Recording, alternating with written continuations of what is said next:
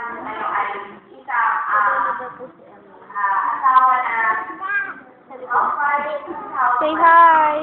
yung pag-sasaga ng housewife, dapat yan stay pa rin na Madilim, madilim. pag-aaral ay tuloy-tuloy. Ayan. Kasi ang pag-aaral, hindi lang kung nasa school ka lang. Mariel. Hindi lang nasa, kailangan gumawa ako, kailangan mag-aaral. Pero, kahit na tayo ay nagtrabaho na tayo tumanda na, kailangan po rin natin magbasa para magdagdagan ng ating kaalaman. Isa sa halimbawa na kailangan natin basahin kapag makakilala pa ay ang Bible.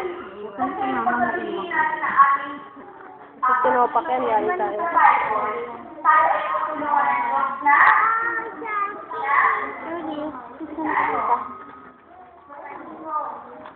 malinaw na mga mabait, lumaki, Bye-bye. may takot sa Kanya.